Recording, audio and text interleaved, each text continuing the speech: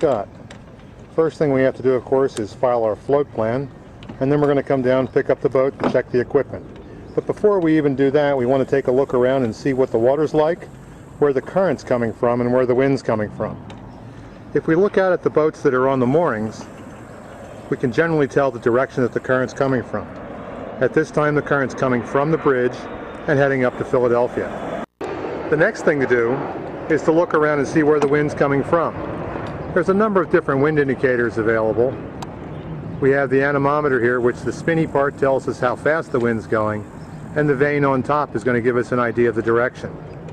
We're also able to see the direction from the different wind axes in the fleet, and we can see them around on a lot of the J22s, and there's a great big one out on the Charlie Streber that'll also tell us where the wind's coming from. Well, today the wind is coming out of the east, and that means it's coming from the back of the boat. Now we need to be able to put the pointy end of the boat, or the bow, into the wind prior to raising the sails. That's very important. It's very tough on the equipment, and it's very tough on the boat if we try to, and tough on us if we try to raise the sails differently. Okay, so I'm going to go on and check the equipment and see what's going on with the boat.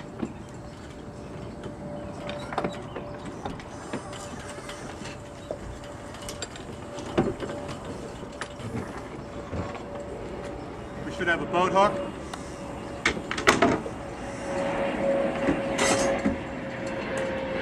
bilge pump,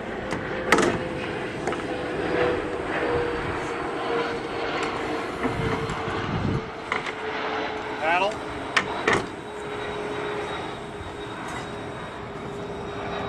anchor. Now this anchor should be tied on. This anchor right now is not tied on. So make sure that the anchor is tied to the boat.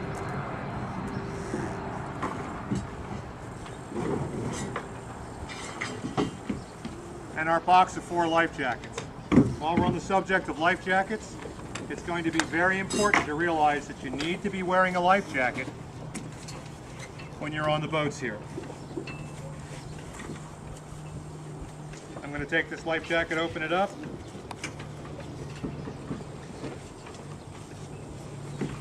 and fit the life jacket. Now the adults are not required to wear the life jackets when they're on the docks, but everyone under 16 is required to be wearing the life jackets once they leave the ramp. All right, and we're good to go. That's it. Okay, last but not least, there's a little bit of water inside the boat. We want to take the sponge and clean out the water, just so everything's kind of nice and neat. And we have to remember that ship shape is everything in its place and everything with a place. So I'm going to put everything back away in the boat now that I've checked out the equipment, and I'm going to take the boat out of here, and we're going to be good to go. Okay, when I go to walk the boat out, this is warping the boat or whatever we'd like to call it, make sure that you've got the boat hook and the paddle readily available.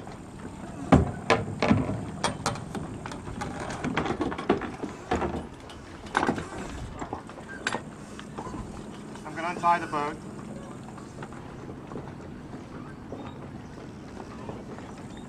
No need to be extra fancy here.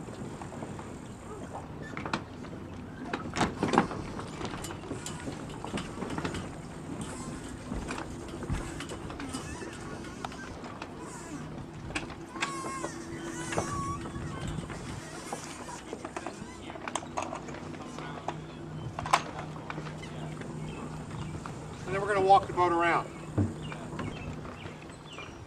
I do not have the rudder or the centerboard down. If you have the rudder or the centerboard down, you're going to find out that they may be arguing with you. The boat's going to be most compliant when you have the foils folded up.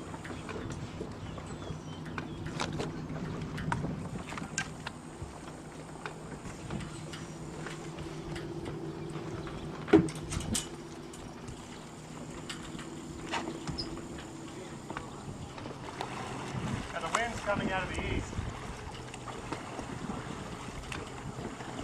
in that direction.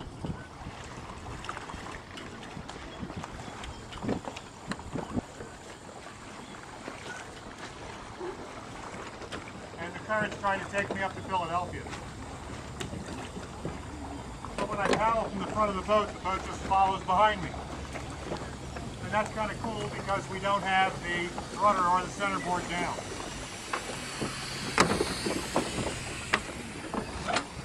I'm going to come right around here to the corner.